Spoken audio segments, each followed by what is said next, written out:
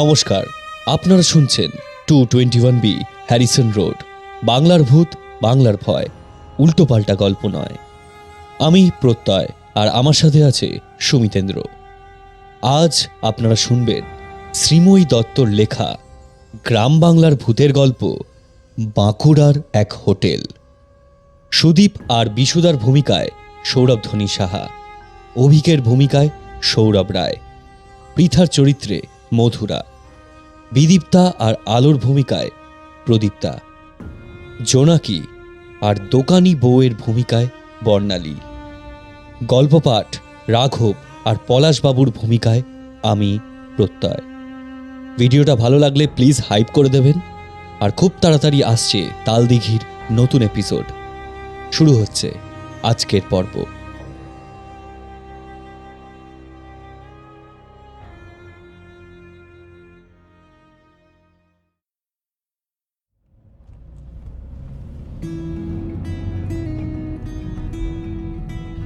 গাড়ি ছুটে চলেছে লাল মাটির সরু পথ, দুধারে বিস্তৃত শাল পিয়ালের জঙ্গলের মধ্যে দিয়ে। এ এক অপূর্ব সৌন্দর্য। গাড়ির ভেতরের সকলেই বাইরের সৌন্দর্য উপভোগ করে চলেছে দু চোখ ভরে। অভিক, সুদীপ্ত, বিদীপ্তা একই সাথে একটি সংবাদ মাধ্যমের অফিসে চাকরি করে। তাদের বন্ধুত্ব দেখে অফিসের সকলের নাম দিয়েছে ত্রিমূর্তি।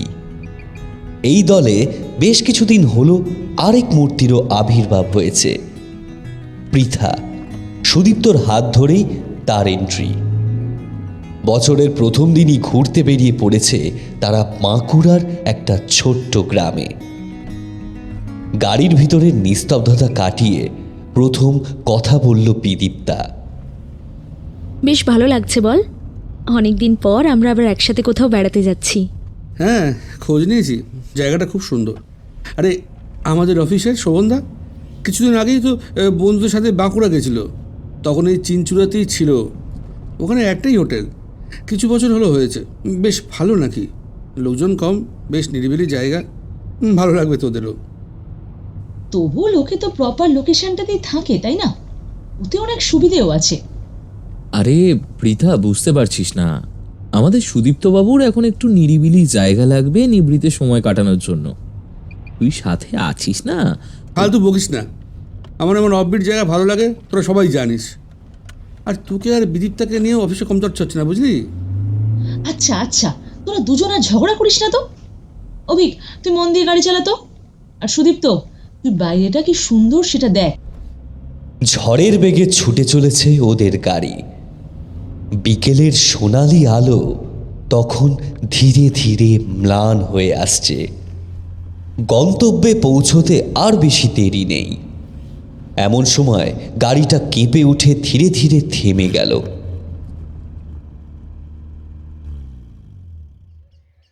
ধুর, এখনই গাড়িটাকে যেতে হলো। এদিকে রাস্তাঘাট কেমন যেন শান্ত। এই জায়গাটাতে আশেপাশে তো কোনো বাড়িঘর বা দোকান কিছু দেখতে পাচ্ছি না। যাওয়ার আগেই বাধা পড়লো। এই দাঁড়া তো তোরা, আগে বনেটটা চেক করি। বোধহয় আমি পারবো ঠিক করতে, কোনো মেকানিক ডাকতে হবে না আশা করছি। বাকি তিনজন গাড়ি থেকে নেমে গেল। শুধু গাড়ির ভিতর রয়ে গেল পৃথা। অভিক বনেটটা চেক করে দেখছে, আর সুদীপ্তা দেখতে গেছে আশেপাশে কিছু আছে কিনা। বিদীপ্তা গাড়ির কাছে দাঁড়িয়েছিল। হঠাৎ একটা আওয়াজ পেল সে একটু দূরের একটা ঝোপ থেকে। কাউকে কিছু না বলেই সে এগিয়ে গেল ঝোপটার দিকে। কে আছে ওখানে? বিদীপ্তা ঝোপের আরো কাছে যেতে সে দেখল ঝোপের ভেতর যে জমাট অন্ধকারটা, সেটা যেন একটু নড়ে উঠল। বিদীপ্তা ভয় পেয়ে কিছুটা পিছিয়ে আসলো। বিদীপ্তার চোখে পড়ল পাতার আড়ালে যেন সাদা কিছু নড়ছে, যেন কারোর চোখের সাদা অংশ, নাকি কেবলই আলো ছায়ার খেলা। তখনই ঝোপের থেকে আওয়াজ এলো, এখানে এসেছিস যখন, আর পালাতে দেব না তোদের। বড়দিনের ঠান্ডায় অন্ধকারে এই অচেনা জায়গায় অচেনা গলার স্বরে বিদীপ্তার শরীর দিয়ে যেন একটা ঠান্ডা স্রোত খেলে গেল। বিদীপ্তা ভয়তে চোখ বন্ধ করে চিৎকার করে ওঠে। তখনই ঝোপের ভেতর থেকে বেরিয়ে আসে সুদীপ্ত। বিদীপ্তার চিৎকারে ততক্ষণে পৃথা অভিজ্ঞ এসে হাজির হয়েছে সুদীপ্তর কাছে। কিরে, ভূত ভাবলি নাকি? এই তুই সাহসী? হ্যাঁ, ওরে তোদের ভূত রাতে আসে, এখন আসে না। ডিসগাস্টিং! সব কিছুর একটা লিমিট থাকে সুদীপ্ত। নিজের হবু বউকে ভয় দেখা যা। তাই তো, তুমি ওকে কেন ফালতু ফালতু ভয় দেখালে বলো তো? আরে একটু মজা করলাম। আশেপাশে যখন দেখতে গেলাম কি আছে, দেখি আর 5 মিনিট এগোলেই গ্রাম। এসে দেখি তোরা এমনি এমনি দাঁড়িয়ে আছিস, তাই আর কি। আচ্ছা, গাড়ি ঠিক হয়ে গেছে, এবার গাড়িতে ওঠ তোরা। এখানে এসে পড়েছিস, আর তোকে ছাড়বো না। তারা চারজনেই গাড়িতে উঠে পড়ে। গাড়ি স্টার্ট দিয়ে গ্রামের দিকে এগোতে থাকে।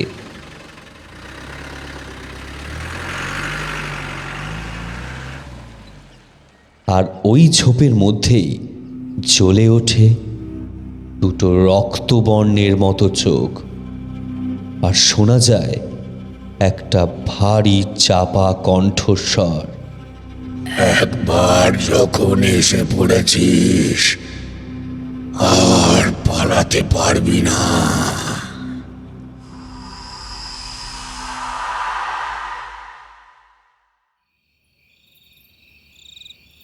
সন্ধ্যা তখনও হয়নি, কিন্তু চারিদিকে অন্ধকার তখন নেমে গেছে। রাস্তার ল্যাম্পপোস্টের আলো ম্লান হয়ে হোটেলের সাইনবোর্ডের তীর্যকভাবে এসে পড়েছে।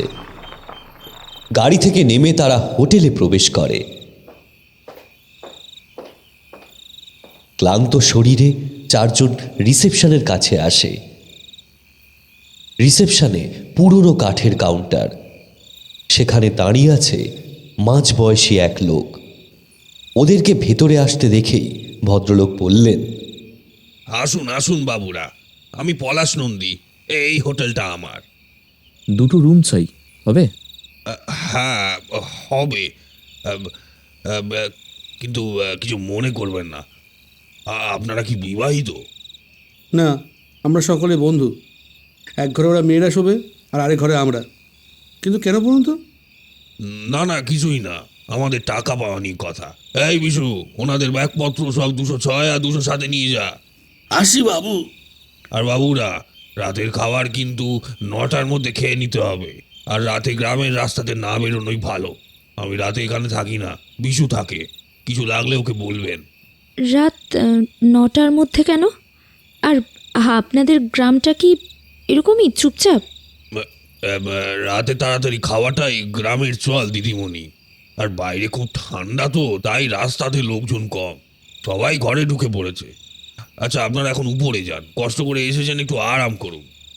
অভিক কিছু বলতে যাচ্ছিল, কিন্তু সুদীপ্তকে থামিয়ে দিল কুনুই দিয়ে খুঁতো মেরে।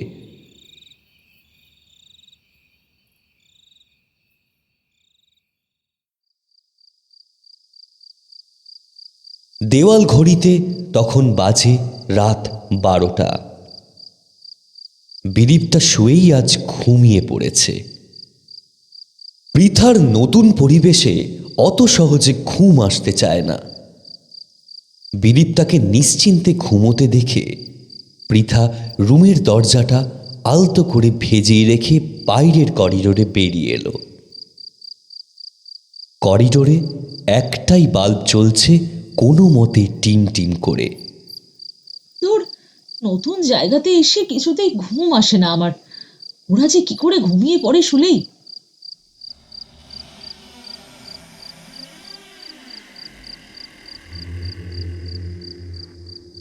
পৃথা থমকে গেল। কোনো এক অজানা কারণে তার বুকের ভেতরটা ধুকপুক করে উঠল। শব্দটা যেন আরও কাছে আসছে, তার আস্তে আস্তে, যেন করিডোরের বাঁ দিকের অন্ধকার প্রান্ত থেকে কেউ ধীরে ধীরে হাঁটছে পা টেনে টেনে। চারিদিকের বাতাসটা হঠাৎ বরফের মতো ঠান্ডা হয়ে গেল। পৃথার মনে হলো কেউ যেন একদম তার সামনে এসে দাঁড়িয়েছে, কিন্তু সে অদৃশ্য, তাকে শুধু অনুভব করা যায়। পৃথার শরীরটা হালকা কেঁপে উঠল, পুরো গায়ে কাঁটা দিয়ে উঠল তার। পৃথা? কে? বিদীপ্তার ঘুম ভেঙে গেল পৃথাকে পাশে দেখতে না পেয়ে। সে করিডোরে পৃথাকে খুঁজতে এসেছিল। পৃথা চমকে তাকালো বিদীপ্তার দিকে। বিদীপ্তা আসাতে সেই অদৃশ্য পদধ্বনিও যেন সম্পূর্ণ থেমে গেল। এখানে এত রাতে করিডোরে কি করছিস তুই? সুদীপ্ত দেখা করবে বুঝি? আরে না, করিডোরে কে যেন একটা ছিল, কিন্তু কাউকে দেখতে পেলাম না। আমাকে আবার তোরা সবাই মিলে ভয় দেখাচ্ছিস বল? আরে না, সত্যি এখানে কেউ ছিল রে। কই, কেউ তো নেই কোথাও। তুই ভুল দেখেছিস হয়তো, বা অন্য কোনো গেস্টও হতে পারে। তুই চল তো এখন রুমে। ওরা দুজন ঘরে চলে যায়।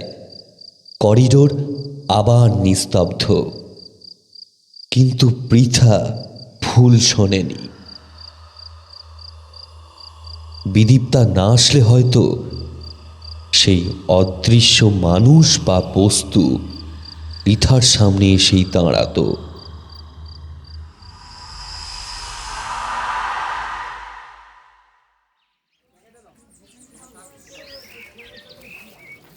পরদিন সকালে ওরা না খেয়েই বেরিয়ে পড়ে একতেশ্বর শিব মন্দিরের উদ্দেশ্যে। সেখানে পুজো দিয়ে তারা মন্দিরের কাছেই এক দোকানে গিয়ে বসে টিফিন করার জন্য। ধুলো মাখা রাস্তার ধারে ছোট্ট টিনের ছাউনি দেওয়া দোকান। দোকানে এক মহিলা ও তার পাশে তার 7-8 বছরের মেয়ে দাঁড়িয়ে আছে। ওদেরকে দেখে বাচ্চা মেয়েটা কাছে এসে বলল, তোমরা বেড়াতে এসেছো দিদি এখানে? হ্যাঁ রে, কি নাম তোর? আমি চিনু। তোমরা কোথায় আছো? চিনচুরাতে। ওখানে একটা হোটেল আছে, সেখানে। চিনিস তুই? মেয়েটা এবার ঘন গলায় কিন্তু খুব নিচু স্বরে বলল, ওখানে থেকো না, ওখানে ভূত আছে। ভূত? তুই কি করে জানলি? মহিলাটি তৎক্ষণাৎ মেয়েটার হাত টেনে তাকে ওদের থেকে সরিয়ে নিল, আর মেয়েটিকে ধমক দিয়ে বলল, এই চুপ কর, তোকে বলেছি না মানুষকে মিথ্যে ভয় দেখাতে নেই, ওনারা আমাদের অতিথি। বাচ্চাটা কাঁদতে কাঁদতে চলে যায় দোকান ছেড়ে। মহিলাটি এবার ওদের বলে, আসলে ও তো বাচ্চা মানুষ, কিছু মনে করবেন না আপনারা। বাকিরা কথাটাকে নিয়ে না ভাবলেও পৃথার মনে কেমন যেন একটা অস্বস্তি হতে থাকে।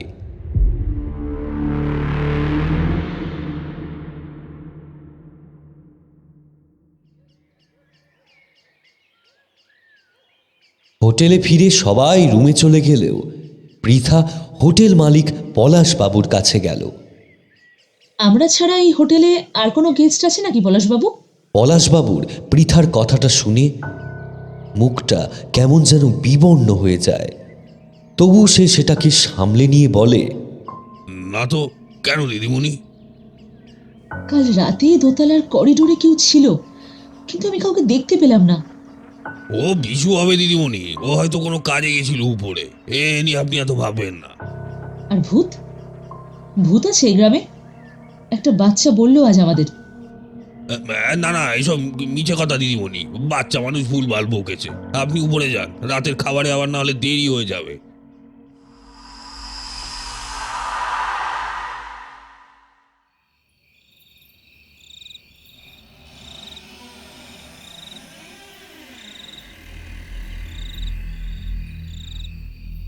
তখন গভীর রাত।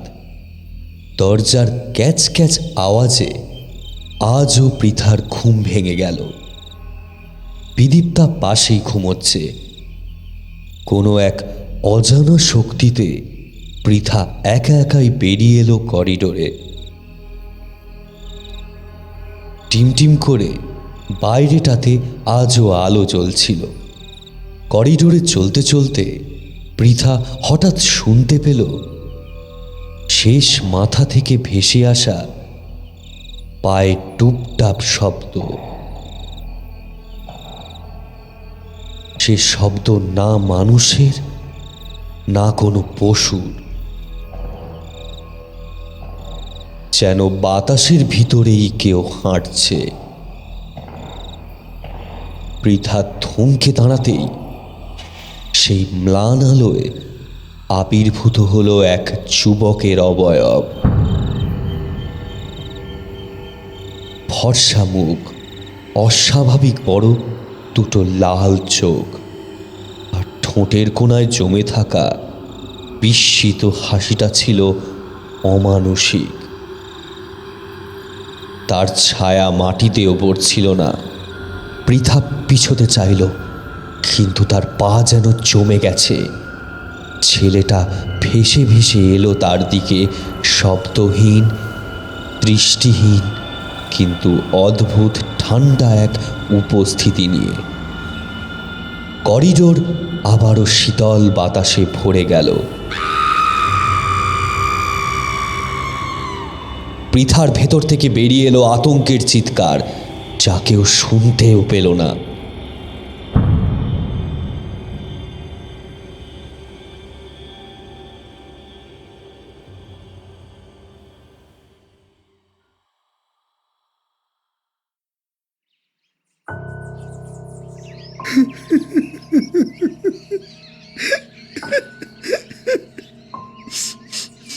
পরদিন সকালে হোটেলের দোতলার করিডোরে পৃথার নিথর দেহটা পাওয়া গেল। চোখ দুটো বিস্ফারিত, আর মুখে জমে থাকা এক রাশ ভয়। সুদীপ্ত ভেঙে পড়েছে প্রচণ্ডভাবে। আর 1 বছরের মধ্যেই পৃথার সাথে তার বিয়ে হওয়ার কথা ছিল। এখন সুদীপ্ত পৃথার মাকে কি জবাব দেবে? পৃথা ছাড়া ওনার আর কেউ নেই। সুদীপ্ত সেই থেকে রুমের মধ্যেই চুপটি করে বসে আছে আর এই সব ভেবে যাচ্ছে। এমন সময় ঘরে ঢুকলো অভিক আর বিদীপ্তা। সকাল থেকে কিছু খাসনি, প্লিজ কিছু মুখে দে। তুই তো এবার অসুস্থ হয়ে পড়বি বল। আমি আমি অফিসেও সবটা জানিয়ে দিয়েছি। আর পুলিশ তো কাকিমাকে কিছু জানাতে না বললো আমাদের, ওরাই বলবে বলল। সব থেকে খারাপটা কি লাগছে জানিস? পুলিশ আমাদের 3 জনকেই সন্দেহ করছে। এই গ্রাম কি এই হোটেল থেকেও বেরোনো বারণ করে দিয়েছে। তুই এভাবে চুপ থাকিস না, কিছু বল সুদীপ্ত। এভাবে থাকলে অসুস্থ হয়ে যাবি।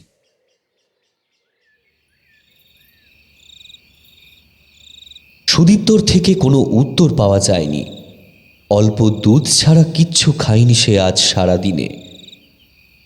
অনেক কষ্টে একটু শোয়ানো গেছে, তাও রাতে। ঘুমিয়েও পড়েছে, কিন্তু অভিকের কেমন যেন অস্বস্তি লাগছে। তার শরীরটা ভালো লাগছে না। অভিক সিগারেটের প্যাকেটটা নিয়ে বেরিয়ে এলো করিডোরের সামনে। আজ কারেন্টটাও নেই। করিডোরের এই দিকটা একটা মোমবাতি জ্বলছে টিমটিম করে। আলোটা স্থির নয়, মাঝে মাঝে দপদপ করে তুলে উঠছে, যেন সেই মোমবাতির শিখাতে কেউ নিঃশ্বাস ফেলছে। অভিক করিডোরে পা রাখতেই পিছন থেকে ঠান্ডা বাতাসের মতো একটা চাপ অনুভব করল। সে ঘাড় ঘুরিয়ে তাকাতেই দেখে মোমবাতির আলোয় একটা যুবকের বিকৃত মুখ ফুটে উঠেছে। চোখ দুটো গহ্বরের মতো কালো, দাঁতগুলো ধারালো, ঠোঁট দুটো ছিঁড়ে যেন অস্বাভাবিক এক হাসি ফুটে আছে। অভিক ভয় পেয়ে পেছোতে যায়, কিন্তু সেই ফুতুরে যুবক হাওয়ার বেগে তার সামনে এসে দাঁড়ায়। পর মুহূর্তেই বরফের মতো ঠান্ডা আঙুলগুলো অভিকের বুকে গেঁথে দেয়। তীক্ষ্ণ নখের মতো সেই আঙুলগুলো মাংস ফুঁড়ে অভিকের মেরুদণ্ড ধরে ফেলে। অভিক চিৎকার করতে চাইলেও তার গলা দিয়ে একটাও শব্দ বেরোয় না। অশরীরী এবার তার শরীরটা উপরে টেনে নিয়ে দেওয়ালে চেপে ধরে গলা পিছিয়ে ধরে দু হাতে। অভিকের দু চোখ দুটো বেরিয়ে আসতে থাকে কোটরের বাইরে। তার দম আটকে যাচ্ছে। সেই অবস্থাতেই সে দেখে ওই যুবক হাসছে। সেই হাসি মুখের দুপাশ ছিঁড়ে আরো বড় হয়ে যাচ্ছে। এক সময় অভিক নিস্তেজ হয়ে পড়ে।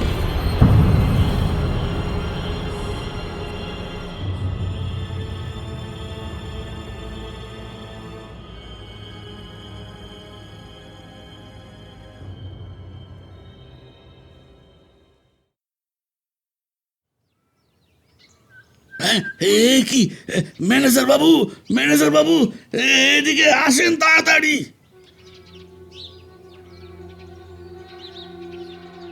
পরদিন সকালে হোটেলের কর্মচারী বিশু অভিকের দেহ খুঁজে পায় সবার প্রথম।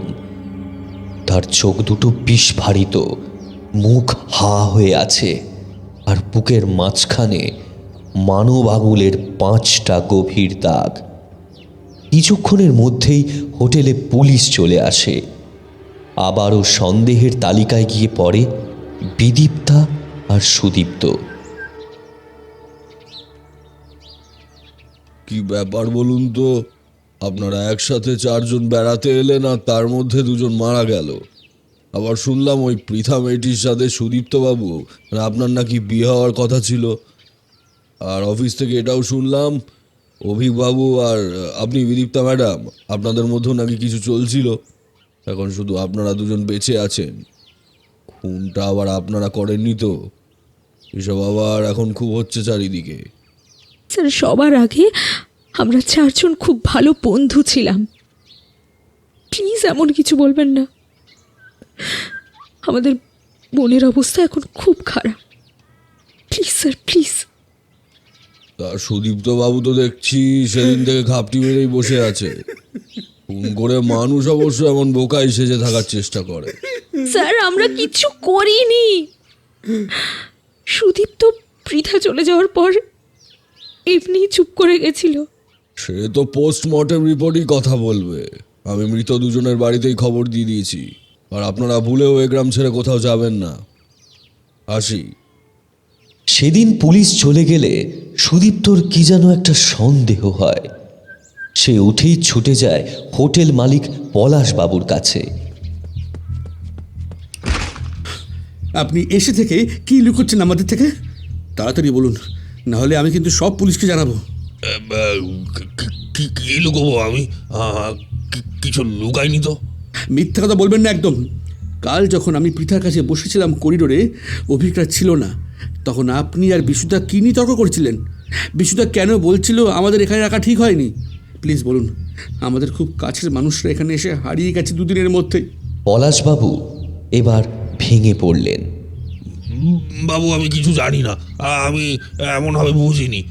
আমি তো এই হোটেলটা 3 বছর আগে আগের মালিকের থেকে কিনেছিলাম, একেবারে জলের দামে। আমাকে উনি শুধু একটাই কথা বলেছিলেন, যেন আমি এখানে কোনো দম্পতি বা প্রেমিক প্রেমিকাকে না থাকতে দিই। আমি এই 3 বছর এই কথা মেনে চলেছি। কিন্তু এমন জায়গাতে একটা হোটেল, এমনিতেই বেশি মানুষ আসে না, তার উপর আবার দম্পতি হলে দেওয়া যাবে না। আমার তো লস ছাড়া কিছুই হচ্ছে না দাদাবাবু। এই আপনারা যখন এলেন আমি আর লোভ সামলাতে পারলাম না। কিন্তু বিশ্বাস করুন, এমনটা কেন হয়েছে আমি সত্যি জানি না। তখনই ঘরে প্রবেশ করলো বিশু। দাদা বাবু, এই পলাশ বাবু কিছু জানে না। তাহলে কে জানে বলো? তুমি জানো? যে জানে আমি তার কাছে তোমায় নিয়ে যেতে পারি। আগের মালিকও এই হোটেলটা বেশি দিন চালাতে পারে নাই। তাহলে এখনই আমাদের নিয়ে চলো বিশুদা। না বিদীপ্তা, তুই যাস না। পুলিশের আমাদের উপর এখন এমনিই সন্দেহ। 2 জনই হোটেল থেকে বেরিয়ে গেলে তখন অসুবিধা হতে পারে। কিন্তু আমি আমি একা? না দিদিমণি, আমি আছি। দাদাবাবু আপনি যান বিশুর সাথে। আমার লোভের জন্য আজ আপনাদের এই অবস্থা। আমি দিদিমণিকে দেখে রাখবো। সুদীপ তারা চলে আসে গ্রামের একদম শেষ প্রান্তে। এখন কুয়াশা পুরোপুরি কেটে গেছে, নরম রোদ গায়ে এসে পড়ছে। এখানের চারপাশের লালচে মাটি এতটাই শুকনো যে পা ফেললেই ধুলো উঠে আসে। শাল পলাশ গাছগুলো যেখানে যেখানে ছায়া ফেলছে সেখানে সেখানেই কুঁড়ে ঘর বেঁধে মানুষ বাসা বানিয়েছে। বিশুদা, কাকে খুঁজতে এখানে এসেছি আমরা? জোনাকি আর রাঘবকে। ওই দেখো ওখানে ওই মায়াটা বসে আছে, ওকে গিয়ে জিজ্ঞাসা করো ওদের ব্যাপারে। সুদীপ তো এগিয়ে যায় ওই মেয়েটির দিকে। মেয়েটি তখন একটা মাটির ঘরের বাইরে গাছের ডালপাতা দিয়ে উনুন ধরাচ্ছিল। সুদীপ তো তাকে গিয়ে জিজ্ঞাসা করল, জোনাকি ও রাঘবকে একটু ডেকে দেবেন? আমার ওদেরকে খুব দরকার। আমার দুই বন্ধু এখানে এসে হোটেলে খুন হয়ে গেছে। প্লিজ ওদেরকে একটু ডেকে দিন। জোনাকি আর রাঘবের লগে তো দেখা হইব না বাবু। কেন? ওদের সাথে আমার দরকার আছে, বিষয়টা প্লিজ বোঝার চেষ্টা করুন। ওদেরকে একটু ডেকে দিন দয়া করে। আপনি ওদের না ডেকে দিলে আমি ওদের খুঁজে নেব ঠিক, কিন্তু সুদীপ তো এবার জোনাকি আর রাঘবের নাম ধরে চিৎকার করে ডাকতে থাকে। জোনাকি, তোমরা এখানে থাকলে প্লিজ বাইরে বেরিয়ে এসো। এভাবে ডাকলেও ওরা আইব না। রাঘব আর জোনাকির লগে দেখা করা সম্ভব না। আপনি ফিরে যান বাবু। কেন সম্ভব না? কেন আপনি আমার দরকারটা বুঝতে পারছেন না বলুন তো? কারণ উয়ারা আর নাই, ওরা মইরা গেছে, বুঝছেন? বিশুদা আলোর কাছে এসে আলোর মাথার উপর হাত রাখে। তাহলে কি ওরা এসব করছে? কিন্তু কেন? আমরা তো ওদের চিনিও না, ওদের কোনো ক্ষতিও করিনি কোনোদিন। আমি সত্যি কিচ্ছু বুঝতে পারছি না। আপনি যা জানেন প্লিজ আমাকে সবটা খুলে বলুন। বেড়াতে এসে আমি আমার দুই কাছের মানুষকে হারিয়ে ফেলেছি অলরেডি। আপনি সইলে যান বাবু, আমি কোনো রকম সাহায্য করতে পারুম না। ওই হোটেল সাইডে বেরিয়ে যান, প্রাণেও বাঁচবেন। ওই হোটেল অভিশপ্ত। দয়া করে আপনি আমাকে সবটা খুলে বলুন, আমাদের একটু সাহায্য করুন। আলো রাঘব ওনাকে ছাড়বই না, আর পুলিশ বাবুরাও ওদের এখান থেকে বেরোতে দিব না। সবকিছু তুই ওনাদের ভালো কইরা খুইলা বল। সুদীপ তো সত্যি বুঝতে পারে না এসব কি হচ্ছে আর কেনই বা হচ্ছে। সে আলোদের ঘরের বাড়ির উঠোনে মাথা ধরে বসে পড়ে। বিশুদা অনেক বোঝানোর পর আলো সমস্ত সত্য বলতে শুরু করে। আজ থেকে 5 বছর আগের কথা। জোনাকি আর রাঘব একে অপরে খুব ভালোবাসত, কিন্তু রাঘব আসিল মুসু বংশের লক্ষ্যা, আর তার বাপের অনেক ক্ষমতা ছিল। আমরা ঠিক তার উল্টা। আমরা তো নিচু জাতের মনীষী গো, দিন আনলে দিন খাই। ওদের ভালোবাসা জানাজানি হইলে রাঘবের বাবা মেনে লাইনি, তাই ওরা ঠিক করল বাড়ি থেকে পলাইয়া বিয়া করবে। একদিন পলাইয়াও গেল। রাঘবের বাবা চারিদিক তার লোক ছড়াইল ওদের খুঁজবার লেগে। ভয়েতে ওরা তখন ওই হোটেলটায় গিয়া লুকাইল। হোটেল তখনও পুরাপুরি তৈরি হয় নাই। রাঘবের বাবা ওদের ধরে ফেলল। আমাকে উপরেও রাঘবের বাবা অনেক অত্যাচার করল, আর শেষে আমাকে সামনেই আমার বোনটারে জ্যান্ত জ্বালাইয়া মাইরে দিল। রাঘবকে ওই হোটেলটায় এক ঘরে আটকায় রাখছিল ওর বাপ। রাঘব জোনাকির চিৎকার শুনতে পাইয়া সব বুঝা ওই হোটেলের ঘরের বারান্দা থেকে লাফ মারে আর ওখানেই মরে যায়। সেদিন থেকে রাঘব ওই হোটেলটায় অতৃপ্ত আত্মা হয়ে রয়েছে। আর আপনারা কিচ্ছু করলেন না? পুলিশও খবর দিলেন না?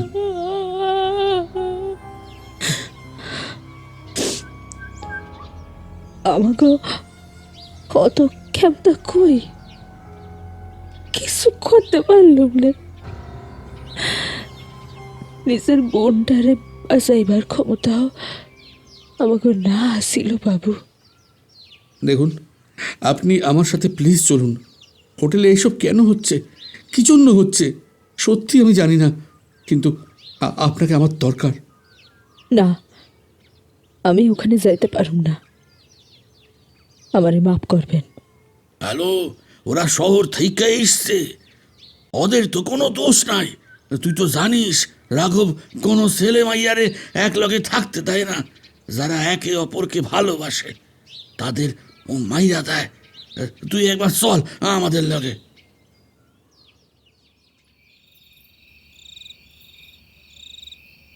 ওদিকে সুদীপ্তারা আলোকে বোঝাচ্ছে আর এদিকে সন্ধ্যা হতে শুরু করেছে। আর হোটেলেও ভয়ের কালো ছায়া কুয়াশার মতো চেপে ধরেছে। হোটেলের রান্নার লোক জয়ন্তী আজ ভয়তেই আসেনি। হোটেলের রিসেপশন ঘরটাতে এক অস্বাভাবিক নিস্তব্ধতা বিরাজ করছে। বাইরে থেকে হোটেলের খোলা দরজা দিয়ে ডিসেম্বরের হাড় কাঁপানো হাওয়া প্রবেশ করছে।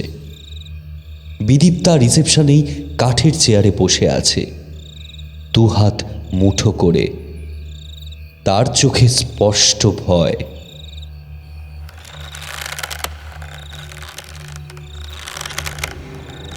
হঠাৎ বিদীপ্তা অনুভব করল কোনো কিছু উপর থেকে ঝুললে যেমন শব্দ হয়, ঠিক তেমন একটা শব্দ হচ্ছে ঠিক মাথার উপরে। বিদীপ্তার গলা শুকিয়ে আসে। সে ভয়তে উপর দিকে তাকালো। উপরে তাকিয়েই বিদীপ্তার শরীরের রক্ত হিম হয়ে গেল। বিদীপ্তার ঠিক মাথার উপর ঝুলছে আরেকটা মাথা। উপরের কড়িবর্গাতে তার পা দিয়ে মাথাটা ঝুলিয়ে রেখেছে সে উল্টো করে। অসম্ভব লাল তার চোখ দুটো, ধোঁয়ার মতো ঘূর্ণি সেই চোখে। আস্তে আস্তে বিদীপ্তার গলার কাছে নেমে আসে সেই অশরীরীর লিকলিকে রক্তহীন সাদা ফ্যাট ফ্যাটে নখের মতো তীক্ষ্ণ হাতগুলি। বিদীপ্তা ওখানেই যেন জমে যায়। দিদিমণি সরে আসুন। তখনই হঠাৎ পলাশবাবু রিসেপশনে এসে একটানে সরিয়ে নেয় বিদীপ্তাকে ওখান থেকে। অশরীরী এবার ঘুরে তাকালো পলাশবাবুর দিকে। কড়িবর্গা থেকে ঝাঁপিয়ে এসে পড়ল অশরীরী পলাশবাবুর সামনে। পলাশবাবু কিছু বোঝার আগেই অশরীরী তার গলা টিপে ধরল। পলাশবাবুর মুখ লাল হয়ে যাচ্ছে, সে যেন আর শ্বাস নিতে পারছে না। হঠাৎ অশরীরী পলাশবাবুকে পুরো শক্তিতে ছুঁড়ে মারল রিসেপশনের কাঠের কাউন্টারের ওপর।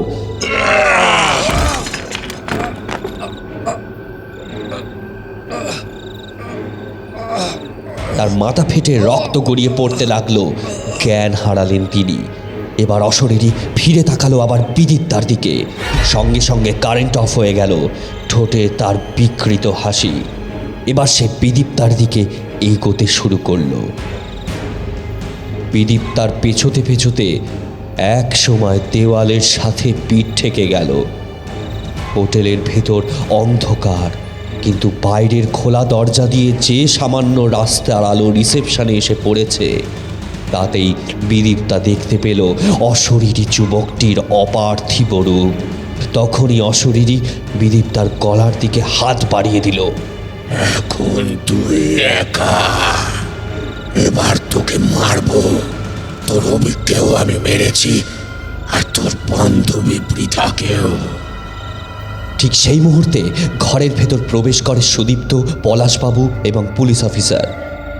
সুদীপ্ত বিদীপ্তাকে বাঁচাতে পাশে রাখা একটা পিতলের ফুলদানি রাঘবের দিকে ছুঁড়ে মারল, কিন্তু রাঘবের কিচ্ছু হলো না। ফুলদানিটা যেন শুধু রাঘবকে ভেদ করে বেরিয়ে গেল এপাশ থেকে ওপাশ। রাঘব এবার বিদীপ্তাকে ছেড়ে সুদীপ্তর দিকে লক্ষ্য করে এগোতে থাকে। সে তার নিজের ঘাড় 360 ডিগ্রি ঘুরিয়ে রেখে শরীরটাকে টেনে আস্তে আস্তে এগিয়ে আসে সুদীপ্তর দিকে। সুদীপ্তর একদম কাছে চলে আসে রাঘবের প্রেতাত্মা।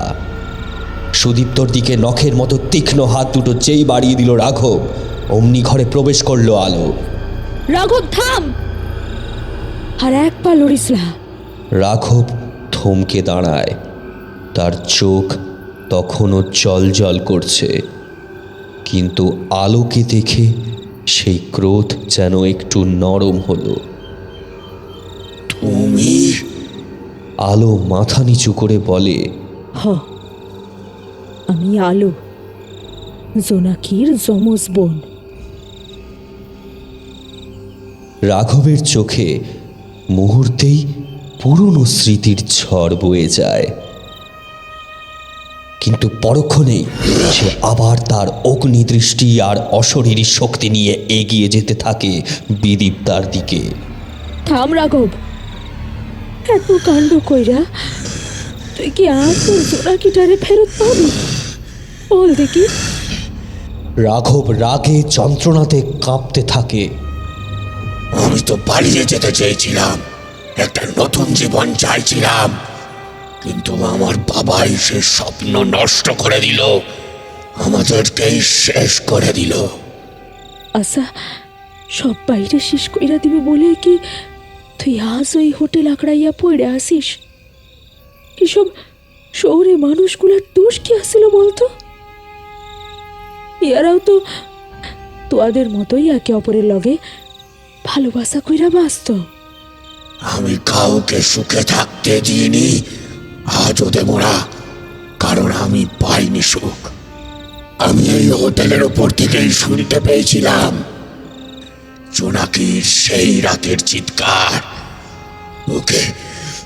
ওকে তাও বাঁচাতে পারিনি। নিজে কিছু পাইলি না বইলা কি তুই আর সবার সব সিনা লিবি?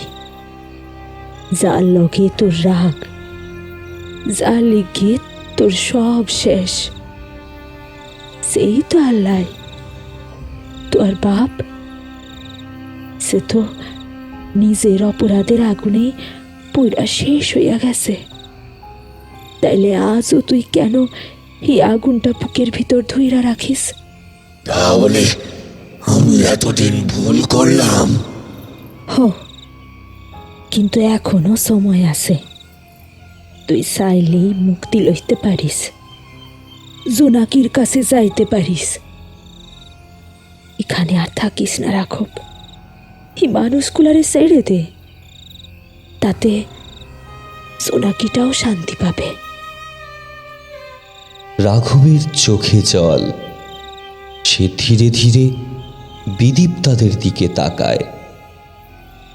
তাদের চোখে এখন আর ভয় নয়, সহানুভূতি। রাঘব ক্ষীণ স্বরে বলে, আমি আর কারোর ক্ষতি করব না, আমি এই হোটেল ছেড়ে চলে যাব। রাঘব যেন এই অন্ধকারের মধ্যেই এক জলজলে আলোর শিখা দেখতে পায়, যার মধ্যে হাসি মুখে দাঁড়িয়ে আছে জোনাকি। চল রাঘব, এখান থেকে অনেক দূরে চলে যাই আমরা। আমি আসি তো, আয় আয় আমার কাছে। জোনাকি, আমি আসছি। এরপরেই সে সম্পূর্ণ অদৃশ্য হয়ে যায়। রাগ, যন্ত্রণা আর অভিশাপ পেছনে ফেলে সবাই চুপচাপ দাঁড়িয়ে থাকে অন্ধকারের মধ্যেই। ঘরে নেমে আসে নিস্তব্ধ এক শান্তি। আসার সময় সুদীপ্ত পুলিশ অফিসারকে রাস্তাতে দেখতে পেয়ে তাদের সাথে নিয়ে এসেছিল। সেও এই অদৃশ্য শক্তির ভয়ঙ্কর খেলার সাক্ষী হয়ে রইল।